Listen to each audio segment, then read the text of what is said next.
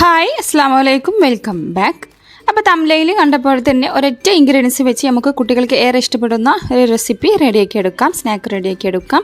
നമ്മൾ പുറത്തുനിന്ന് വാങ്ങല്ലോ കുറുക്കുറൊക്കെ, അതുപോലെയുള്ള ഒരു റെസിപ്പിയാണ്. റവ മാത്രമേ ഇതിലേക്കായിട്ട് ആവശ്യമായിട്ടുള്ളൂ കേട്ടോ. അപ്പോൾ ഇനി നമുക്കതിൻ്റെ റെസിപ്പി നോക്കാം. അപ്പോൾ ആദ്യം തന്നെ നമുക്ക് റവയൊന്ന് വേവിച്ചെടുക്കാനുണ്ട്. അപ്പോൾ ആ ഒരു പാനിലേക്ക് 1/2 കപ്പ് വെള്ളം ചേർത്ത് കൊടുക്കുകയാണ്. അപ്പോൾ നിങ്ങൾ എത്ര ക്വാണ്ടിറ്റി ഉണ്ടാക്കുന്നോ അതിനനുസരിച്ച് വെള്ളം ചേർത്ത് കൊടുക്കുക. 1 കപ്പ് റവയ്ക്ക് 1 കപ്പ് വെള്ളം എന്ന രീതിയിലാണ് ഒഴിച്ചു കൊടുക്കേണ്ടത്. ഞാനിപ്പോൾ 1/2 കപ്പ് റവ എടുക്കുന്നുള്ളൂ, അതിലേക്ക് 1/2 കപ്പ് വെള്ളം ഒഴിച്ചു കൊടുത്തിട്ടുണ്ട്. ഇനി അതിലേക്ക് ആവശ്യത്തിനുള്ള ഉപ്പ് ചേർത്ത് കൊടുക്കുക. ഒരു 1/2 ടീസ്പൂൺ വെളിച്ചെണ്ണയും കൂടെ ഒഴിച്ചു കൊടുത്തിട്ടുണ്ട്. വെളിച്ചെണ്ണയ്ക്ക് പകരം ഏത് ഓയിലായാലും കുഴപ്പമില്ല കേട്ടോ. ഇനി വെള്ളം നന്നായിട്ട് ഒന്ന് വെട്ടി തിളക്കുന്ന സമയത്ത് വേണം നമുക്കതിലേക്ക് റവ ചേർത്ത് കൊടുക്കാൻ. അപ്പോൾ അത് അത്യാവശ്യം വെള്ളം ഒന്ന് തിളച്ച് വരാൻ തുടങ്ങിയിട്ടുണ്ട്. അപ്പോൾ വേണ്ടല്ലോ, നന്നായിട്ട് വെള്ളി തിളക്കാൻ തുടങ്ങിയിട്ടുണ്ട്.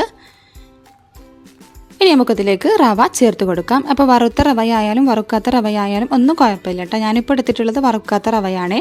ഇനി പതുക്കെ ഫ്ലെയിം ഒന്ന് കുറച്ച് വെച്ച് കൊടുത്തിട്ട് നമുക്കതിലേക്ക് റവ ചേർത്ത് കൊടുത്ത് നന്നായിട്ട് തന്നെ ഒന്ന് മിക്സാക്കി കൊടുക്കാം. അപ്പോൾ ഇതുപോലെ ചേർത്ത് കൊടുക്കുന്ന പാടന്നെ ഇളക്കി കൊടുത്ത് യോജിപ്പിച്ചെടുക്കുക. അപ്പോൾ 1-2 മിനിറ്റൊക്കെ കഴിയുമ്പോഴേക്കും ഇത് കറക്റ്റായിട്ടുള്ള പരുവത്തിൽ വരും കേട്ടോ. അപ്പോൾ ഫ്ലെയിം നന്നായിട്ട് തന്നെ കുറച്ച് വെക്കാനായിട്ട് ശ്രദ്ധിക്കണം, അല്ലെങ്കിൽ റവയെല്ലാം പെട്ടെന്ന് തന്നെ കരിഞ്ഞു പോകാനൊക്കെ ചാൻസ് ഉണ്ട്, അതിൻ്റെ ടേസ്റ്റ് മാറിപ്പോവും. അപ്പോൾ ഇതുപോലെ 1-2 മിനിറ്റ് ഒന്ന് ആക്കി കൊടുക്കുമ്പോഴേക്കും ആ റവ വെള്ളമൊക്കെ കറക്റ്റായിട്ട് റവ അത്യാവശ്യം വെന്തൊക്കെ വന്നിട്ടുണ്ടാകും കേട്ടോ. അപ്പോൾ ഇതുവരെ കറക്റ്റായിട്ട് തന്നെ റെഡിയായി കിട്ടിയിട്ടുണ്ട്. കണ്ടല്ലോ, നമ്മൾ പൊടിയൊക്കെ വാട്ടിയെടുക്കൂലേ, അതുപോലെ ഒന്ന് റെഡിയാക്കി എടുത്താൽ മതി. ഇനി നമുക്കിതൊരു ബൗളിലേക്ക് മാറ്റി കൊടുക്കാം. ഇനി ഇത് നമുക്ക് ജസ്റ്റ് കൈ വെച്ചിട്ടൊന്ന് നന്നായിട്ടൊന്ന് കുഴച്ചെടുക്കണം കേട്ടോ. അപ്പോൾ നമ്മൾ അരിപ്പൊടിയൊക്കെ വാട്ടി കുഴക്കുന്ന അത്രയൊന്നും വേണ്ട, ജസ്റ്റ് ഒന്ന് കുഴച്ചെടുത്താൽ മതി. അപ്പോൾ ചെറുതായിട്ടൊന്ന് ചൂടാറി വന്നതിന് ശേഷം കയ്യിൽ കുറച്ച് വെള്ളമോ ഓയിലോ ആക്കിയിട്ട് ഇതുപോലെ നമുക്ക് കുഴച്ചെടുക്കാം. അപ്പോൾ ഇതുപോലെ കൈ വെച്ചിട്ട് നന്നായിട്ടൊന്ന് കുഴച്ചെടുക്കുക. കൂടുതൽ ടൈം ഇട്ട് കുഴച്ചെടുക്കേണ്ട ആവശ്യമൊന്നുമില്ല കേട്ടോ. ജസ്റ്റ് എല്ലാതും കൂടെ ഒന്ന് യോജിച്ച് കിട്ടിയാൽ മതി. ഇനി ലാസ്റ്റായിട്ട് ഇതിലേക്ക് കുറച്ച് ഓയിലും കൂടെ ആക്കിയിട്ട് അതും കൂടെ ഒന്ന് മിക്സാക്കി കൊടുക്കുകയാണ്. അപ്പോൾ നമ്മൾ ബോൾസ് ആക്കിയിട്ട് ഉരുട്ടിയെടുക്കുന്ന സമയത്ത് കയ്യിലൊന്നും ഒട്ടിപ്പിടിക്കാതിരിക്കാനാണ് കുറച്ച് ഓയിലാക്കി കൊടുക്കുന്നത്. ഇനി നമുക്കിത് ബോൾസ് ആക്കിയിട്ട് മാറ്റാനുണ്ട്. ആ സമയം കൊണ്ട് ഇതിൽ ഫ്രൈ ആക്കാനുള്ള ഓയിലൊക്കെ ഒന്ന് ചൂടാക്കാൻ വെച്ച് കൊടുക്കുകയാണ്. അപ്പോൾ ടൈം ഒട്ടും വേസ്റ്റ് ആക്കണ്ട. അപ്പോൾ ആ പാനിലേക്ക് ഓയിൽ ഒഴിച്ച് കൊടുത്തിട്ടുണ്ട്. അപ്പോൾ ഏത് ഓയിലായാലും കുഴപ്പമൊന്നുമില്ല കേട്ടോ. അതിനിപ്പോൾ വെളിച്ചെണ്ണയായാലും ഫ്രൈ ആക്കി എടുക്കാൻ കുഴപ്പമൊന്നുമില്ല.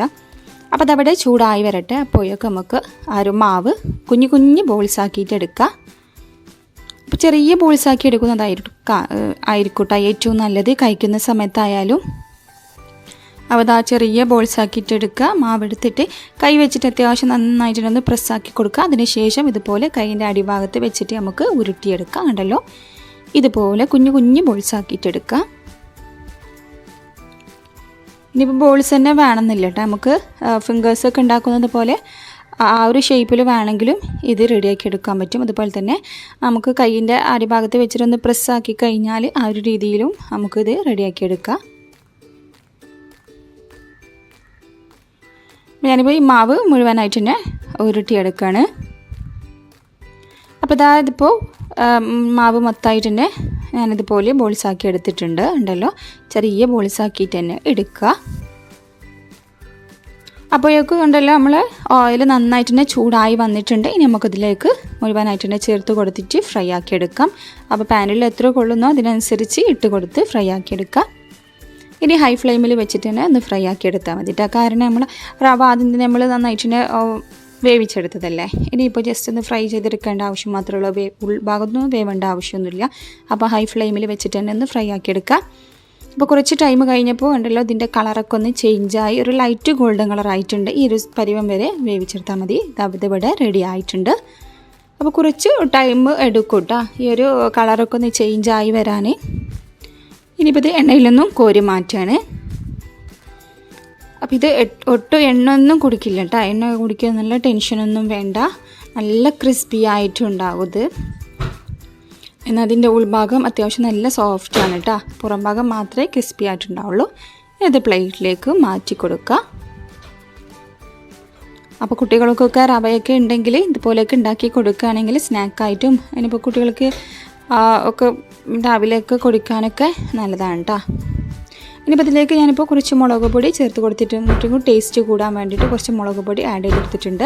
ഇനിയിപ്പോൾ ഞങ്ങളുടെ കയ്യിൽ ചാട്ട് മസാല ഉണ്ടെങ്കിൽ അത് ചേർത്ത് കൊടുക്കട്ടെ. ഭയങ്കര ടേസ്റ്റാണ്. പുറത്ത് നമ്മൾ വാങ്ങുന്ന ലേസും കാര്യങ്ങളൊക്കെ ഉണ്ടല്ലോ, ആ ഒരു ടേസ്റ്റിൽ തന്നെ നമുക്ക് റെഡിയായി കിട്ടും. ഇനിയിപ്പോൾ അതിൻ്റെ കൂടെ തന്നെ ഞാനിപ്പോൾ 1/4 ടീസ്പൂണോളം ഗരം മസാല കൂടെ ചേർത്ത് കൊടുത്തിട്ടുണ്ട്. ചാട്ട് മസാല ഇല്ലാത്തതുകൊണ്ട് ഗരം മസാല ചേർത്ത് കൊടുത്തിട്ടുണ്ട്. ചാട്ട് മസാല ഉണ്ടെങ്കിൽ മസ്റ്റായിട്ടും അതന്നെ ഇട്ട് കൊടുക്കുക.